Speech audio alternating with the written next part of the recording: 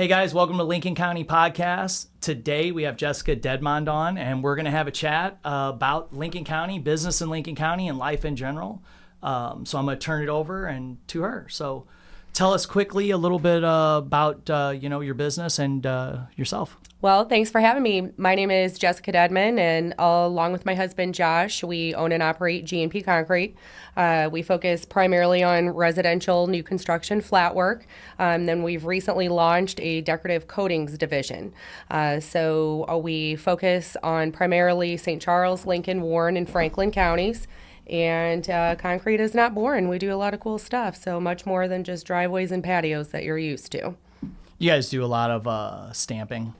We love to do stamp concrete. Yep, that really allows my guys to kind of utilize their creative juices versus just going out and doing regular old broom finish type stuff every day. So we tend to consider ourselves a more concierge type of a flatware company. If you've ever heard that term before, I'm not surprised.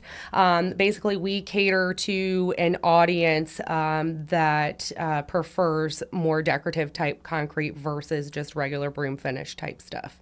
Now, I find I'll watch reels and there'll be some of these before and after with the concrete where like the edging is all dark and then the middle is it's all stamped and there's just something, I don't know if it's the painter in me that just finds it beautiful. Like I can walk out of a house and look at the concrete and go, damn, that's rough. Like I think like a beautiful broom finish driveway done correctly is gorgeous. I love the symmetry, and I know I can appreciate the hard work that went into that because it reminds me of like us laying straight lines when we paint. Like there is a skill to that. Yes. But some of the stamp stuff with the different colors is gorgeous. Like, and that's what you guys kind of see yourselves doing more of. Correct. Yeah. In my opinion, the concrete outside of a home really sets the tone of the overall aesthetic of that home.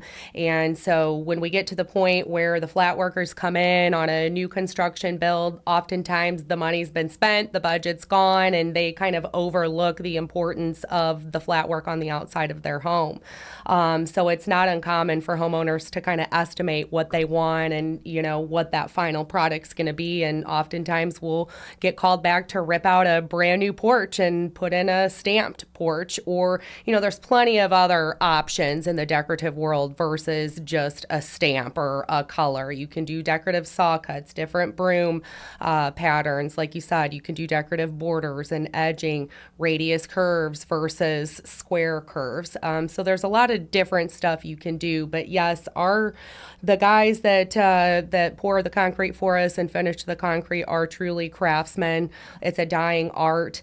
The majority of our competitors, I will say, there's a few good ones, but the majority of them focus on a turn and burn type of, business model where they're just volume over quantity. That's not us. I've never had aspirations to concrete the world. I just want to do what we're doing to the best of our ability and be proud of our craft because I know how hard these guys work to get this job done every day. And, I truly have an appreciation for the product that they put out because it is pretty difficult. Well, and it's beautiful. It's something, and I've always thought it was kind of the painter in me that noticed it, but you really can tell a difference like that does. I noticed when I was looking for my house. Now, I don't have a great driveway or anything, but I would go to some and it's like, oh, the neighbors got together and did this. Might not. They might have hired a company, but I see stuff sometimes that it stands out to me. It's like that is an absolute terrible finish on that. And I think that's something that is, like you said, it's a dying art. There's stuff inside the painting world that is hard to get done anymore because the people that did it don't do it or didn't pass it on or it wasn't popular at that time. I think wallpaper would make a huge comeback if anyone knew how to hang it. I'm rusty. I haven't done it in years, but I do get customers that reach out like, I can't find anyone. For us, that would be an exposed aggregate or like a mag swirl type finish, in Old Town St. Louis and some of the old historical districts. A lot of those little suburbs mandate the type of finish that you can put in their municipality. And a lot of those are the old dying finishes or ways of preparing the concrete. And we're one of the few that still knows how to do it. And I'll tell you, my guys that are coming out of finishing school, they're not getting trained on that. that's something that we have to develop with them. Even being union and them going through an apprenticeship, they're not getting trained on mag swirl. They're not getting trained on how to hand finish a garage floor or a basement floor. They're basically getting trained on how to run a machine and let a machine do it for it. But that just doesn't work for some of those old school type things. And so we really pride ourselves on our craftsmanship and our ability to do those old school kind of finishes that really are a dying art, because they're important to us and they're important to the history of our community and some of these amazing buildings that we have around here. And we just have an appreciation for what it takes to produce that type of a product. And we're super proud of that. We had to do that with trim, brushing, hand brushing trim, and being able to lay the paint on correctly was really hard to wear because so many people just tape it off and spray it. And I believe a lot of the materials are formulated better to be sprayed, so it's something we changed in the last year. It sucks because I buy a lot of tape and paper. We put it all down, we rip it back up, but the finished product's better. I can hand brush, a few of my guys can, really nice layout baseboards. Door frames, can brush a front door. There's a system to brushing it that just can't find people do. They want to hit everything with a whiz roller and they think it looks good, and it's just the beauty's not there. Everything is sprayed or rolled. So again, a dying art. That used to be a way for me to tell if I was hiring a good painter. Go paint that front door for me. What do you mean? Well, brush paint it. Oh, okay. Boom, boom, boom, boom, boom. They can knock it out. Cool. Here's what you're going to pay. Nowadays, no one knows how to do it. They roll them all. And even if we do brush them, some clients will be like, whoa, I thought they were sprayed on TikTok, but in the real world, we normally brush a front door. It takes 5 hours to tape it off. I could have it painted twice. It's a dying art. And that's crazy. I never would have thought that about the concrete with the different stuff. I thought some of that stuff was more of a newer thing. Some is, some's not. I mean, technology has come, a long ways in the way of repair and decorative options and that sort of thing. But the fundamental mix of concrete is still the same. The same variables still go in it. It still lays better in certain conditions than it does others. But, really, it doesn't matter what goes into it or what color it's going to be or what finish it is if you don't have somebody that knows what they're doing. And yes, when we first started too, we were looking, where are the qualified finishers? The union promises us we have this many graduating each year. We can funnel you as many finishers as you need. Go ahead and sign here on the dotted line. My husband had been a member for 20 years, and we learned real quickly that model was not going to work. And we also learned that we're much better suited to just go out, find an employee who has the drive, who has the tenacity, the willingness to learn. Then we can suit their specific skill set in a way that benefits us and them. And then along the way, we're teaching them the skills that are important to us that we need to operate our business and finish concrete the way that we want to do it. Because finishers don't exist, just like painters, that are well versed. In this day and age, the reality that we live in, we need to create them ourselves if we're going to survive. And we're trying our best to do that. My old boss always thought that too. He liked hiring an apprentice and training him up himself. We were a union shop. He hated sending him to apprentice school because they taught a bunch of worthless crap, how to read blueprints, different things that were actually, from a painter's aspect, is super simple. And I've learned that too. Like, I like to find someone that's got some experience with a paintbrush. And the biggest thing I look for is that they like painting. Not just, it's what I fell into. My uncle painted, so I paint. Like, I like to find people that had another job but chose to paint. They're normally much more coachable and easier to teach. I will get guys stopping at the gas stations all the time that 20 years experience, but I know every day is going to be a fight because I'm going to want it done a certain way, and that I'm going to go down that battle with them to where I won't even interview them. I'm not interested. I've always done it this way. Yep. That's how I've always done it. Yep. Well, that's stupid. Yeah. So. Or, that wasn't very productive, or that's why your business, like I've had people that had their own business come to me, that's why yours failed. Well, but I did it this way, and they always I won't even hire those guys anymore because they always have a great story, and they're normally just a absolute drain on the crew because they just fight with them so much. It's almost better to hire someone that wants to paint but never has. And I'll normally give them like a week trial. I'll be like, you know what? Here's what I'm going to do. I want you to come in and work with us for a week and see if you really want to be a painter. Like, put them on a real job site where it's dirty. They're lugging stuff up steps. Like, it's not as easy as they think on a reel they seen that was sped up, or it's not always painting a fun color on a fun wall. A lot of times we'll paint the same color gray for months on end. It sucks. You're a tool to apply paint.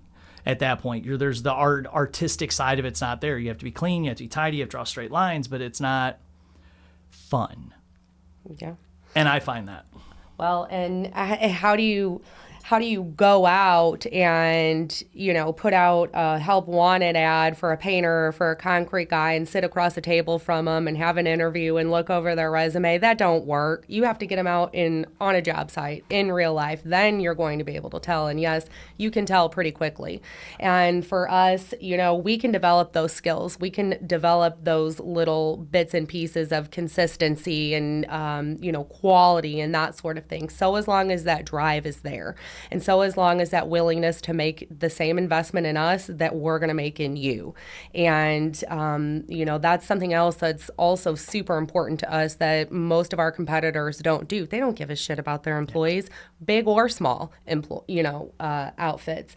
And for us, we kind of took our experiences with all of our previous employers and bundled that up and said, this is what we do want to do, and this is what we don't want to do. And we've developed that in a way that I think attracts a certain caliber of an employee because the word's out. We've got guys and people that have been with us for, 5 and 7 years now. They go and tell their friends and their friends tell their friends. So these days it's not so much seeking people as they're coming to us, but still, sitting across a table from them and asking them questions and writing it on a checklist is not going to cut it. You have to get them out there. We'll see. And two things on that. One, I when I built Boyer Painting, I did it with that same kind of thought process. I figured I would have a line, not a trickle of new employees. I figured they're going to be like, man, he offers this, he does that. There's a great place to work. They got vans. And then there's like a trickle comes in. I expected a rush. But two, see, you need to go. So I go up to New Horizons to talk to kids about interview skills, and they'll come in with a resume and they'll want to recite the resume. And it's all, the teachers' hearts are in the right spot. I'm not knocking them. But a lot of the people that go to these or go to some of this stuff, they're coming out of a textbook. And I'm like, you need real business owners like us there to tell them, I don't give a shit what your resume says. I'll be honest, most of my painters guarantee if I threw their resume down in front of them, flipped it over, said, now rewrite it, they'd be like, can I call my wife? Because they didn't do it. And I explain this to the kids when they come in that an actual business owner is going to glance at that, but I don't want you to recite it to me. I want you to tell me why you're going to be a good employee. I don't really care that you say you can do all these things. Everybody tells us that. I always say, I feel like when like a client's trying to get a discount or an employee's trying to get higher pay, like I'm the pretty girl at the party, everybody's hitting on me and telling me what I want to hear, trying to get my pants, but none of them can actually follow through with it. It's like, all right, stud muffin, now prove it, but they can't. And that's why I tell these kids, I'm like, no, tell me why you're going to be good at it. Not a whole bullshit thing you Googled. Like, this is Googled. I could remake your resume with Wikipedia real quick. Like, this is total bullshit, and I know it. This isn't rote. I get some of the greatest resumes from guys, and then they get on a job site, and they're like, which bucket? I can't read. Well, you sent me a 3-page resume, bro. Like, who did? Yeah. It's common. I think you guys probably come across that too. Like, your hearts, you've done all these things. You got this great business, but then getting people in sometimes is ridiculous. Ridiculous. Rarely have I ever called references, previous employers, looked things up. I've never called I them. will case net somebody like a mofo. Yeah. I will Facebook stalk you, and that gives me all the information Guilty. I need. In the way of the guys, I'm looking at your wife's Facebook page because she's the one that really knows what's up. She sets the tone of the home and the family and all that, because if your personal life is a wreck and you're a piece of shit at home, you're not going to do no good for me. And so I've gotten pretty well versed, in even filtering. Takes me about 3 seconds. Yep. I click their profile picture. I'm like, nope. I don't need to hire a background company to do no background checks because I can tell everything I need in a quick, 3-second search. And people that don't realize that are stupid at this point. Like, every employer does it. They pull up your social media immediately. And if I go to find yours and I can't find it, throw your resume away right away because you're hiding it. It's there. They've got it. It's hidden for a reason. I'm not interested. I'm not playing that. I don't care what you do in your own personal time. Yep. You can build spaceships for all I care. But what I do care about is that you're smart enough not to let the whole world know how weird you are. Yes. You know what I'm saying? Yeah, for sure. Keep it under wraps, and that you show up every day with a good attitude, ready to go, and you act like you care about what's going on. Yeah. And that's all it really takes for me. I don't need to know your whole life story. No. I don't need to know your favorite color, all of that. It doesn't matter. We're here to benefit each other, and the relationship needs to be mutually beneficial for all parties involved. For sure. So we're either going to work well together each day, and you can be, crazy, what's that, OnlyFans kind of thing. I don't care. Yeah. Doesn't make me a bit of difference. As long as it doesn't interfere with work. Correct. Yep. Same thing with those we work for. Yep. I do a soul searching kind of a thing with them too. And I take a good look. Does this builder, does this person have their own affairs in order? Because if they don't, then I could send the best employee out there that I have, and it would still be a disaster. It will still cost me money. So that's across the board, both with those who work for us and those that we work for. It's the same kind of screening process, and you just know. Well, and it has to be that way too. One of the things I get frustrated with sometimes is the employees, and I try to teach this, and everybody I got right now really gets it. But I've had them in the past that were like, well, I can't work on this day, blah, blah, blah. It's like, okay, well, we have already had you scheduled. You didn't give me 2 weeks notice. I need you here that day. Well, I got to take care of some stuff. It's like, yes, but my builder or my contractor, whoever's account I'm working on, and promise them a due date because you were available, doesn't care what you got going in your personal life. It's not that I'm being an asshole. They don't care. They want the project done, so I need to deliver it. Therefore, this is why we have a policy for this stuff. Oh, you're just such an asshole or whatever. It's like, no, I get it that you feel this is more important, but to the builder who's paying us, say, $100,000 for a paint job, they don't. They want it done. They don't want me to call them with a sorry-ass excuse saying, well, we can't do it because of this and this and this, and I'm really sorry about it, blah, blah, blah. They don't care. And I feel there's that disconnect sometimes, and I feel social media is to blame for a lot of it. I'll see videos that pop up trying to teach people about their rights or this or that, and if you died tomorrow, your job would be posted on the internet before your body got warm or cold. That's not how everybody feels, but at the end of the day, I have a customer that's relying on something. We promised a certain due date. When you don't come in for something, like accidents happen, emergencies happen, things happen. But when you just be like, nah, I don't want to come in this weekend, I'm going to work on my car. Or I'm not going to come in Friday, I'm going to throw some tires in my car, I need the day off. Bro, it's Wednesday. We promised this customer there's stuff to be due. I need a fourth person that day, or a third person, or second person, whatever it is. I feel there's a huge disconnect there where they're like, oh, you're just unreasonable. It's like, because I think sometimes when people see you and I and see business owners that are small businesses, they think we're going to be that shoulder to cry on. Oh, man, no, take off early today, go get the kids. It's like, dude, I can't take off early, go get my own kids. Oh, you're their counselor, their mother, their doctor, their spiritual advisor, and that's okay. I don't have a problem fulfilling that role because some of them do look up to us. Yes. They try to model what we do in our own lives, and that's actually like a damn big compliment, huge. But it's also a huge responsibility. And there's a very fine line of, I'm running a business and I'm keeping the interest of the business first and foremost versus I'm trying to be a compassionate human being and understanding that these people have lives and things going on in their lives. And Josh and my husband and I were just talking about this the other day. We've actually never told anybody no that they cannot take a day off of work. I haven't either. We've actually never, we probably should have a whole bunch. Yeah. But we actually never have. I'm pretty proud of that too because I've had bosses tell me to F off. Like, I'm trying to go to a prenatal appointment, and they're like, well, that's on you. You need to do that on your own time.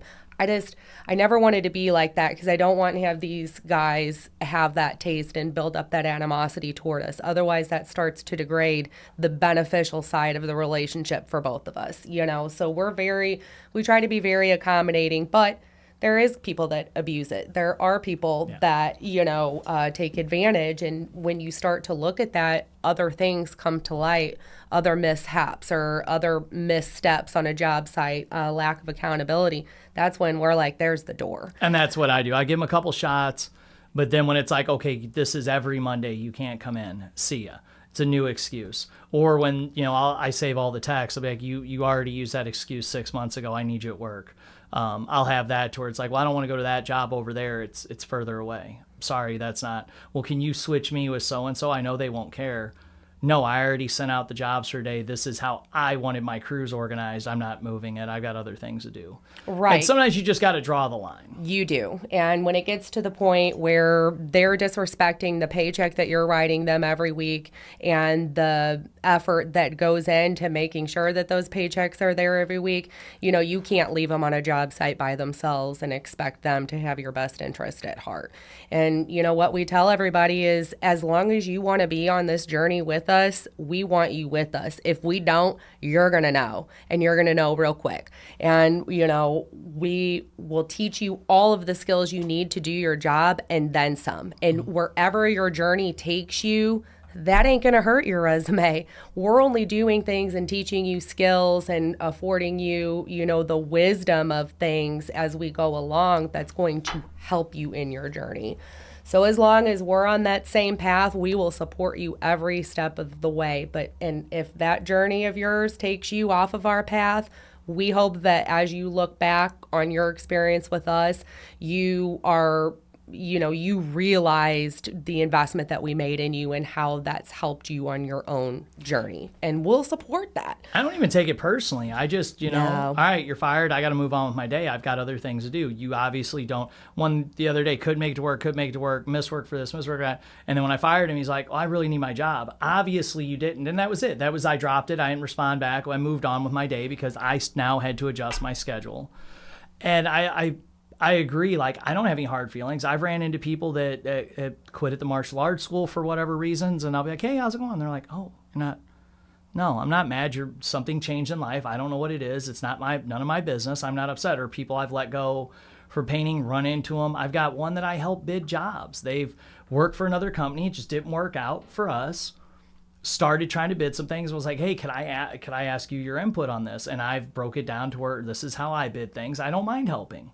There's plenty of work for all of us, and I'm not worried about that. But I find some people like really take it like, it's funny. I have a lady that will go on and bash me on Academy posts when we put stuff up, but I'll run into her all the time at the store because I fired her husband after being late 38 times. And I'll run into her all the time at the store, and my employees will run into her. She wears my hoodies everywhere. And everybody's like, she wants to talk so much shit. Go take your hoodie back. I'm like, I just get a giggle. I'll see her at the store, and I'll be like, thought I was a douchebag.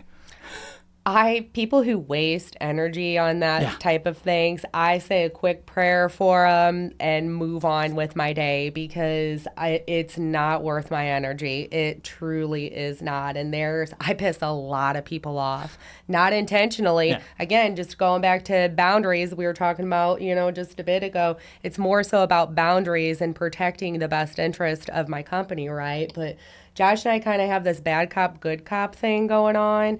Even though he's the big, burly, almost 7 foot tall guy, somehow I'm the bad cop at 5'2", but it works, right?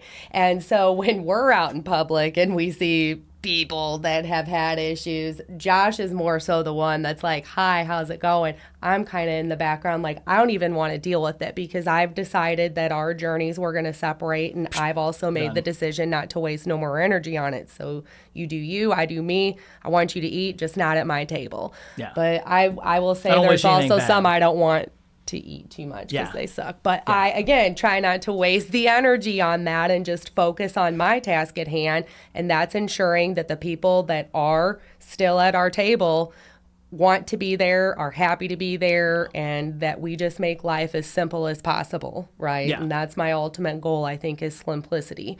Everything we do has a process, should be just 1, 2, 3, 4, 5, and then we go home and tra-la-la down the yellow brick road. Anything else? Don't want no part of. Yeah, and that's something I think that comes with more success. I feel like in the beginning, I always laugh when someone decides to mess with me in business, whatever we do, or decides to just hound us about something. I had a gentleman wanted the part of my contract that says I can sue them in Lincoln County removed. And he kept badgering us. And I was like, this guy needs a hobby. If he had a hobby, he'd be like, I'm going to send Matt another message. Oh, wait, no, I'm going to go to class, or I'm going to go do this. Like, he would be, I'm going to go work on my car. Whatever his hobby is, I'm going to go build airplanes and fly him off a roof. Like, he would go do that. That's like my biggest thing. Oh, I wish that person had a hobby, because they wouldn't have all this time to just sit there and bother me, because then I get petty and bother them back. And I do much, much better at it, but I have been chased through the house before, hurdling furniture. Casey trying to take my phone away from me because someone wants to deal me a fit, and I'm like, oh, all right, let's play this game today. I got some free time. And I feel I mean, if it's going to be me or them, it's going to be me. Yeah. That's the way I look at it, and so that's not a battle I want to fight, but it's a battle I will fight, and it's happened a few times. Anyone that knows you, like, would know that about you too, like, knows you, like, so we've known each other. So what I know we're talked old, about this before, dude. We're old, but like, what?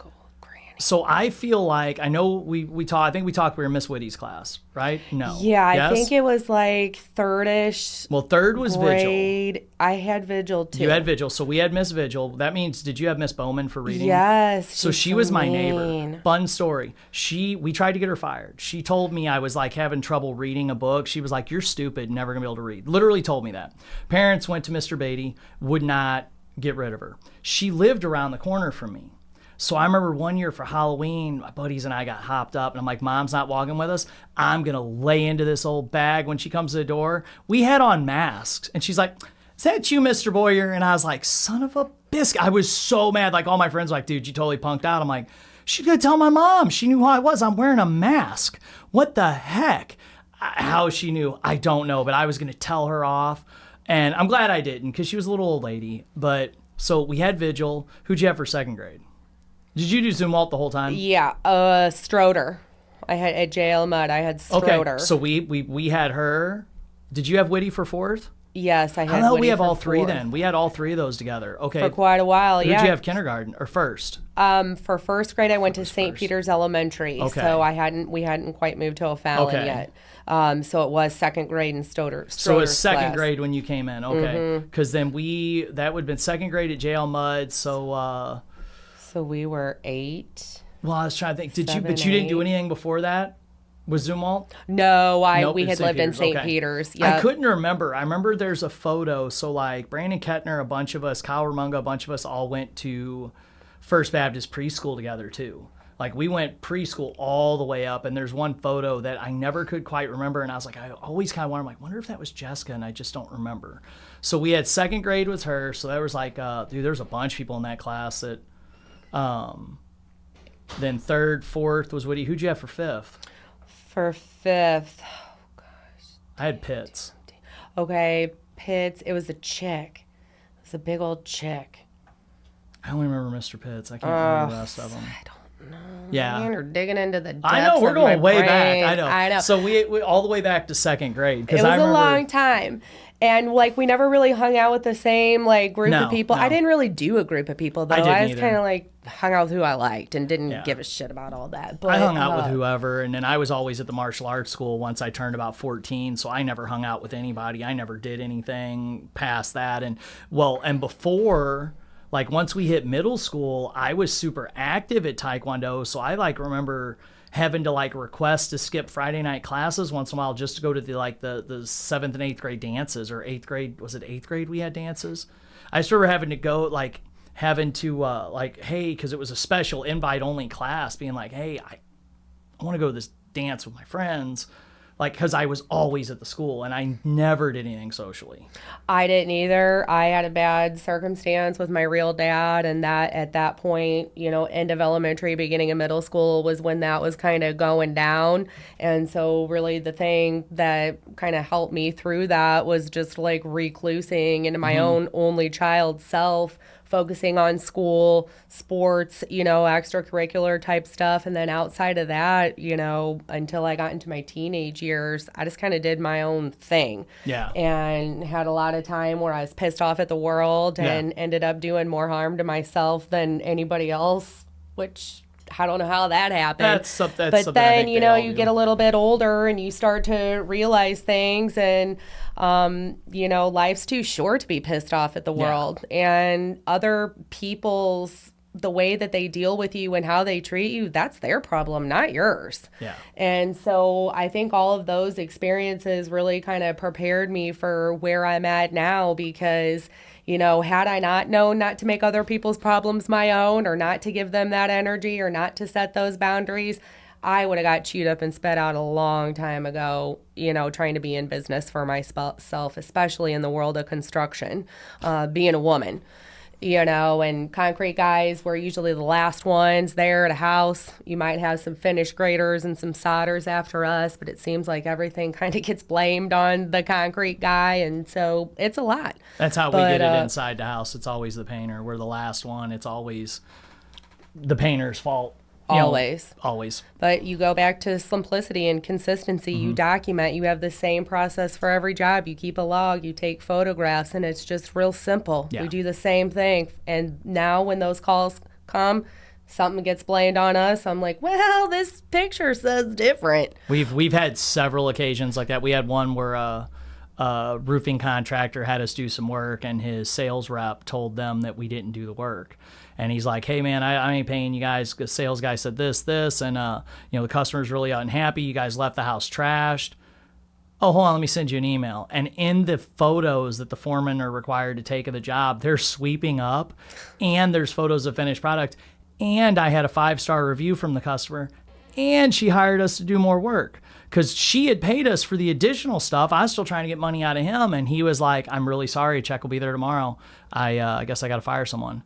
And what it was is the other guy said, hey, they're real unhappy, but my buddy's going to go fix it. And they paid his friend. And he goes, I've always been worried about something like that. I guess it finally happened. But because of it, and I sat the crews down, because I'm like, I know you guys hate taking these photos at the end of the job, but you got to do it. I can't always be there. Because if I go walk a job, I'll take photos, but it's normally mid-progress. I'm normally not the one there at 3:30 on a Friday. I'm maybe at one of them, but I can't be at all 6, 7, whatever we're closing up that week. So that's something that's very important. So what have you found as a woman in construction? Like, this is something that we've lost several accounts because of people just wanting to refuse to talk to Casey. I'll talk to Matt, men and women.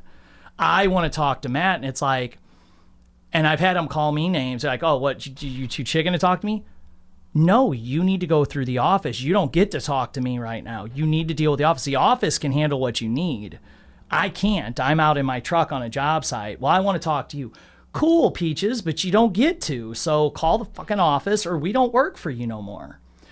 Do you guys, you've never been one to be pushed around anyways, but how does that? I will say, not so much now in the current time as in years past, because there was a time there when we were afraid to make some decisions, like parting with a builder that treated us like shit just out of fear of like keeping going. We don't do that anymore. So those instances are less. But really, I mean, it's just the old, well, why the hell is some woman talking to me about concrete? She don't know nothing about that. But we've learned we don't try to deal with people like that. If that's what you think, great. That's your prerogative. Peace out, Girl Scout. We're going down the road and we'll find somebody else that we don't have to deal with that kind of thing. But it's constant, even at an HBA event, which that's one of our associations we're most active with because they, most suited to our audience. And, something as simple as a holiday party where you're sitting, getting introduced to different men, superintendents, project managers, representatives from the builders, whatever. But you just know, you get the eye all the time where they're like, what's this chick doing here? And you just make a mental note and move on and don't take it personally because, again, that's their problem, not mine. Yeah. Not mine at all. And the same way, my guys out in the field, they have their iPad, they know what's going on, where they're supposed to be, their plans, their selections, all of that, but they don't know what's going on behind the scenes and the ebbs and flows of our schedule and that sort of thing. design, who needs to be put where, call the office. That is that's a no tolerance policy same with here. us. Absolutely None. no tolerance. And if you can't deal with the office and follow those channels, then again, you can go down the road, because this is the procedure we've outlined for you to make your life easier, to make sure we're meeting your deadlines and your schedules. Preach. And so, if it's, again, not going to benefit both of us, then there's the door. You have your style, I have mine. Well, and I find a lot of them too. First of all, they hate the whole, they need to call the office. I've had builders tell the apprentice, you know what, we're thinking of changing some colors in here. Let me know. And the apprentice is texting me going, what the fuck do I do? I don't know. I'm like, politely tell them to call the office, and I'll have the office reach out later. But we've had a lot of them that really, it really hurts their ego to do it. And what frustrates me is when I meet with these builders, or I meet with this, it's normally the superintendents. The builders are normally cool because they're business professionals. The superintendents, I find a lot of times have a insecurity about it. They want to be the head honch on the job site, tell everybody what to do. And I always tell people, when we come to a job site, we're going to work with a company. We're working with you. I'm not working for you. We're working together. You're building a house, great. We're going to bring the painting in. We're going to bring professionalism. You get me to deal with. I work with realtors all the time, and the realtors love it because I tell them, you get me. I'll handle color consulting with your customers. Basically, you pass them to me, and I will make sure everything's taken care of. And if they want something stupid that's going to affect the sell of the house, like if they're like, you know what, I've always wanted my house bright yellow, I'm going to call you and say, hey, guess what? They want their house bright yellow. You may need to intervene. And I'm going to warn them, be like, I know your agent very well. We have a great relationship. They're not going to want you to paint this house yellow. They're going to want this house gray or beige so they can sell it. And the smart ones realize that, but we'll get a lot of them to where they bring us on for that. They're like, we love it. That should help with communications. And then their next in command wants to be boss hog and not do it. And I won't tolerate it. They'll tell my foreman all the time, yep, we're going to move this, and I want you guys here next Wednesday. That's not a decision that foreman makes. That's through the office. We can accommodate it, but I don't know you need that if you don't tell them. And my guys, when they're off at 3:30, they're off. Like, they'll tell me the next morning when they clock back in, but most of the time, they don't. That's not where their brain's at. They're going to get their kids. They're going to get stuff done. They got to grab something to make for dinner on the way home. That's not where their head is. It's nothing against them, but we do the same thing. And I've just, in the beginning, I would fight them on it. Fight them. Now I'm like, the first time they do it, I'm like, this is no problem. We're going to finish this project. I really appreciate your time, but we're not meant for each other. It's like a breakup. It's like, you go your way, I'll go away. It's not me. It's not you, it's me. This isn't how I run my business. And that's caused a few bad bloods out there for me, but it's what I have to do to take care of my crew. I can't run my business if I've got builders or superintendents giving the apprentice instructions that need to go to the office. How the hell is that ever going to get back to the office? It's just not worth it. And it's just another example of when somebody that you're working for doesn't have their own house in order. Because if they can't follow a simple procedure, we tell them, I don't care, email, text, call, whatever. It's super whatever reachable. is easier. The office has plenty of ways to get a hold of us. Any of those are fine. Just the point is, you can't expect the guy on a job site who's actually trying to get the job done to take time out of his day and write it down or stop. It's not his job. It's just not. It's just not. And, same as if we show up and there's no rock there, there's dumpsters in the way. Those things cost us time. We don't sell concrete. We sell time. Yes. That's what we do. And if you're costing us time in the way of your scheduling or messes on a job site, there's the door, because I've chosen to focus on working for builders and for a group of people that do care about their business model, that do care about the houses that they build and how, they're organizing their subcontractors to ensure that they're ready for us, and that do respect our chain of command in the way of scheduling. There's plenty of them out there. Oh, they're everywhere. Yeah. Mm-hmm. And they're looking for the same thing. They're are looking for that person, yes. And that's the type of people that we want to work for. If a lot of decisions have been made out of fear. And I think that that's a natural course of, getting a business up and running and learning and, becoming a viable entity, right? You've got to make a lot of expensive mistakes to kind of get it, because they don't teach you really anything that you need to know to run a business in school. I've got the degrees. I've got the expensive pieces of paper. They're not worth a hill of beans compared to what I've learned in the real world. True. But now we're just kind of at a point like, okay, we're doing what we can with what we got and we're tootling right along. We don't want to concrete the world. Just do what we can do. And if that doesn't work out, that's okay. Yeah. Like, that's cool. We've got plenty of other options. So we can't sit in here and have people working with us or us working for people that it's just like stressful or wasted energy or you're spinning your wheels at night, laying in bed worrying about it. It ain't. Move on and be done. That's kind of our mantra, you know. So how's the new location going? I drove past this morning. I guess are you moving everything from where you're at now to that eventually in Moscow Mills? Yes. Because you purchased that place, you're putting a big spot there now? Yes. Our missing link has always been our office has never been combined with our shop. That's got to be hard. It sucks. It's got to be terrible. I can... Just having the martial arts school and the painting company not in the same building is terrible. Inventory management, yeah. making sure the trucks are loaded, ready to go, organization of our consumables, just kind of that watchful eye Yep. on the comings and goings. We've always been lacking there. And so this new space will allow us to combine our operations into one central location. And then from there, we've got some other things kind of in the matrix that we'll be bringing out as well that are not flat work, but they're related to flat work and to concrete. And so that's kind of the next step of the process for us to diversify our revenue streams where we're not so dependent on just flat work and to offer our current and potential client bases just a more in-depth plethora of things. So some of that will be related to concrete, but some won't. I'm going to get into waterproofing trailers and trailer floors and roofs and, from livestock trailers to cargo trailers Perfect. to campers, waterproofing basements and pool decks and pools, boats, that sort of stuff. So there's a lot of exciting things in the mix, but yet another expensive lesson learned dealing with the city and zoning and Really?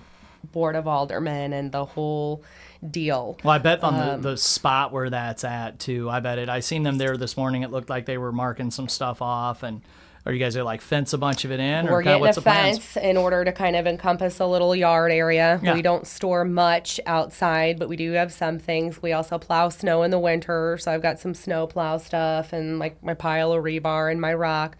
But a fence is very contentious.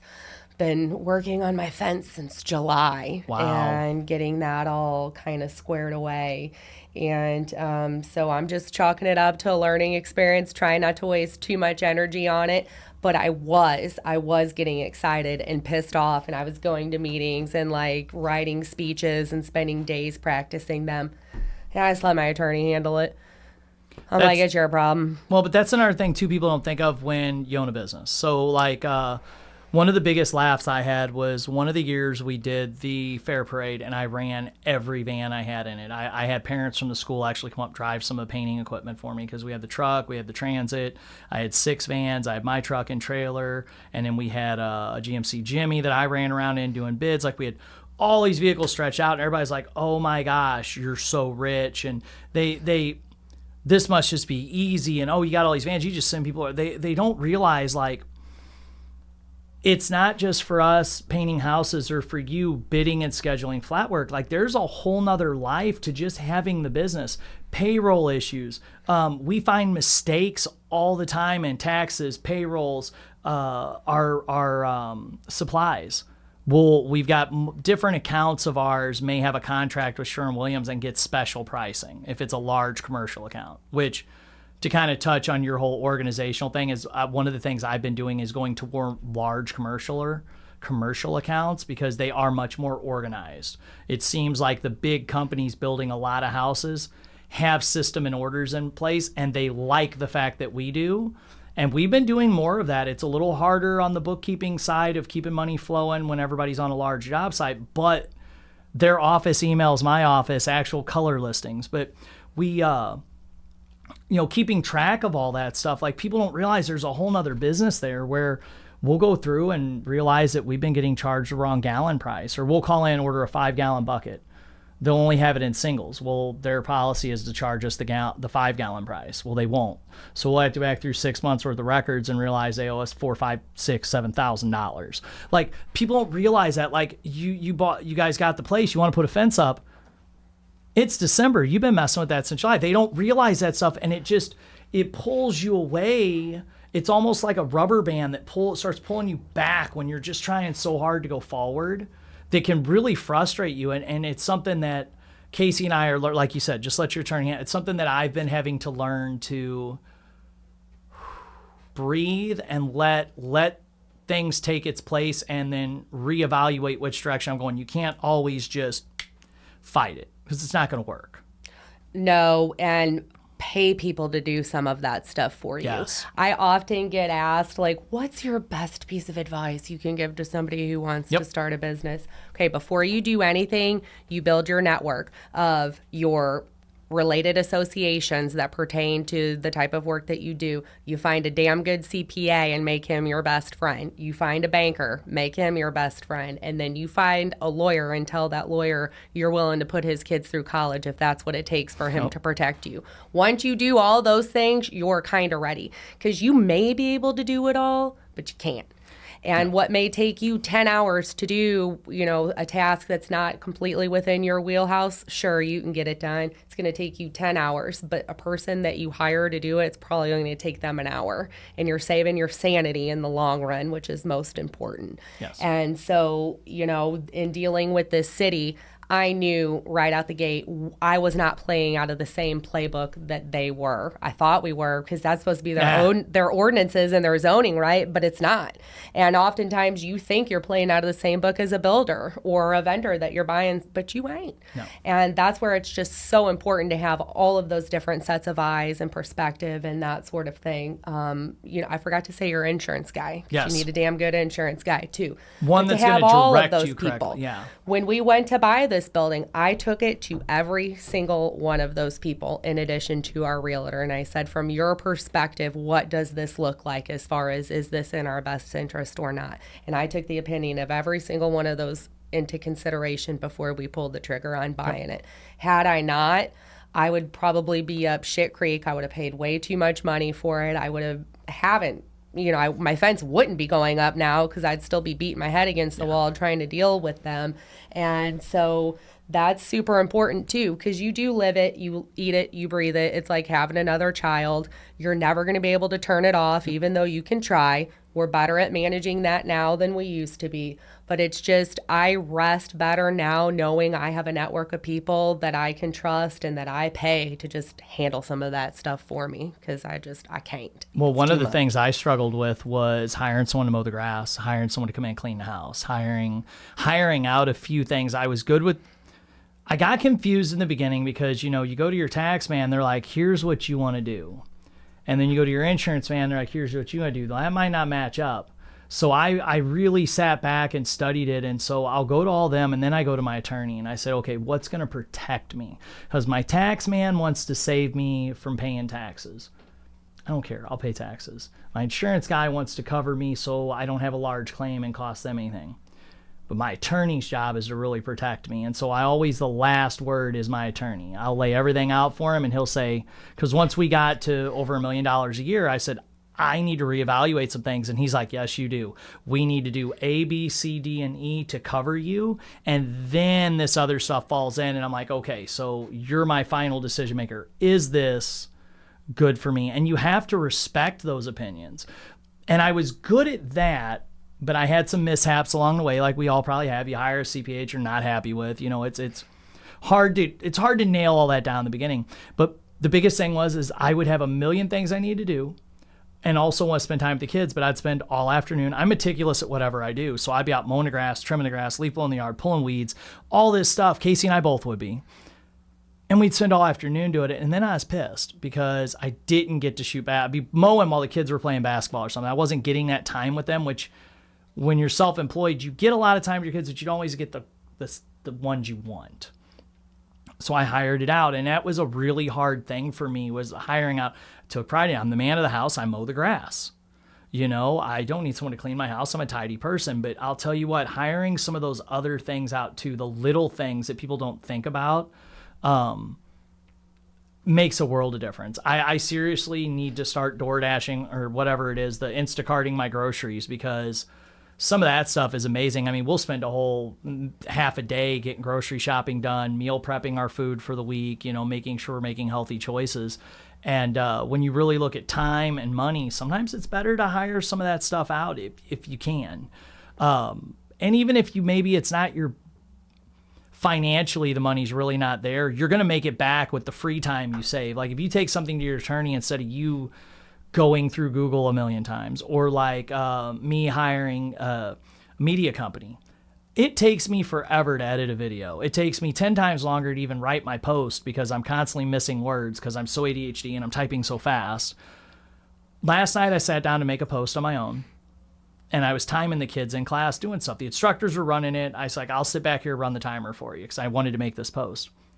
22 minutes to make a Facebook post. By the time I edited it, redid how I wrote it, did this, did that, added filters, I was like, this is stupid. I could have been doing something so much more beneficial, but it takes me that long. So that's why I have a company that does it.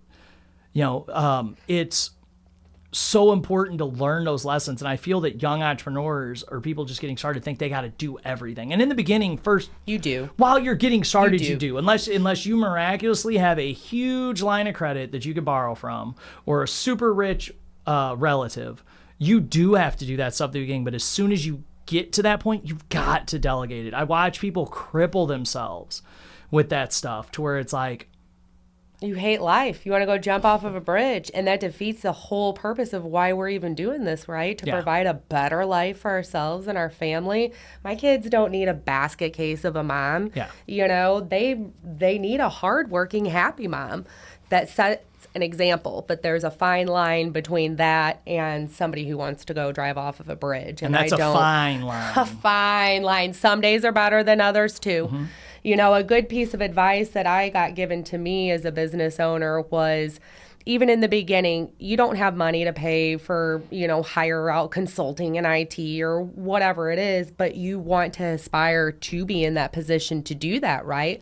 So even in the beginning, you need to, all of your tasks, any task that it takes to run your business, you need to break that down into either a $20 task, a $200 task, or $2,000 tasks.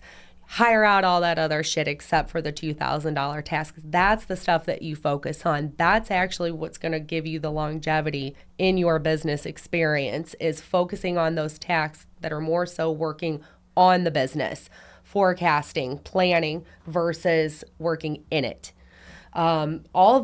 Each task within a business is equally as important, right? The janitor is just important as the president. We realize that, but there's just some tasks that a business owner is better suited to focus their time on versus entering in credit card receipts, in my case, or in Josh's case, huffing a wheelbarrow of concrete. We're past He can that. if he needs to, but that's not his job. But we're past that. And so as we've gone through the years, that's really, I try to structure everything when it comes to my desk. Is this a $20 task, a $200 task, or a $2,000 task? And if it's not that last one, I'm trying to look at which one of my people in my network or my employees possesses that skill set where it's going to complement what they enjoy doing. And I'm like, here you go. This is now your baby. Well, and if it's something like I found too, where I've done that and say I delegate that to somebody or I hire it out to someone and then they ask me 10 million questions on it to where it's actually, I could have just done it myself, then I find that I need to quickly cut ties and move to someone else to take care of it. And I feel like that's something that people really cripple themselves with in business because they don't understand that. Like, you can do it all, but you don't need to. One of the biggest things that really launched the school hire is when I realized that I don't need to teach all the classes and lead all the private lessons and do all that. I have all these super talented instructors that are young adults, need money, need a job, delegated to them. People will be like, well, how come we want you to do a private lesson? Well, your child is 6 years old, still eating their boogers. I need to train my advanced black belt to get them ready to go compete on Team USA. They can then help your child learn. Like, I don't have time to do that private lesson. It's not that I don't want to or I don't like the kid. That's not my place. My place is to let them do it. So now they're making money. They're at the school more. And then after that lesson, then I work with them on stuff. And that was a hard one for me. That took a while for me to realize. And then with the academy, then when I opened the painting company, I knew that was the plan. I had learned my lesson. I knew that I was going to bust my tail until I was not physically painting every day. That way I could handle the logistics and the bidding and dealing with customers. And because I wanted Casey to be doing, some emailing and then the networking portion. I didn't want to do that because I knew there was no way to commit to that with the hiccups that run in a business. One of us has got to go to the job site when there's an emergency. Well, that always seems to happen when they're on a meeting day. Whereas with her and I splitting it, I can go take care of that. She could still get the meeting. So we're constantly moving forward. We're not treading water. And I think that's what's great. But I think a lot of that just comes with the experience of it. I listened to a lot of podcasts. Andy Frischello was talking about that yesterday with, your great business leaders are older because they've had the experience. They've got the reps and they've made the mistakes. They've screwed stuff up. And now they're elevating and they're teaching. And that's our responsibility to do, is to give that back. And when someone does ask those questions, that was one of my big things with, like, I've got a list of people I want to have on the podcast. You were one of the first ones because we've kind of had these conversations in passing, but never really been able to sit down and talk about it. And I think that's what's going to be so beautiful about this is these are going to be out there. Everybody in Lincoln County can hear it, and they can really get to know the business owners and people. I've got people scheduled to come on that don't own businesses. They're just really interesting people who have done some cool shit that live around us. One lives right around the corner from your new shop. And I've got her scheduled to come on and talk about all these awesome things she does all over the world. People don't know that. People don't know some of the cool stuff we've got in Lincoln County. So I think that's great. And I appreciate you coming on. We're about out of time, so I wanted to wrap up. And again, this is really cool. If Miss Whitty's out there listening, we don't fight anymore. Jessica hasn't kicked me, and I haven't pulled her hair in years, probably since we got yelled at by Miss Varner. Remember her, the playground? She was in charge of the playground lady with the glasses. No, I have no recollection. It was Miss Varner and Miss Fuchs. Miss Fuchs, I remember. Yeah, you remember her? Oh, yep. That old tight perm that she had. I'm pretty sure she's the one that snatched us up. We were in line one time to go in the door, and I'm pretty sure she's the one that snatched us up. Might have been her. Miss Varner was nicer, but that one was not. So probably. Thank you guys. Thank you for coming on. Thank you guys in Lincoln County for tuning in to the podcast. Please like, share, and subscribe for us, and we'll catch you guys next time.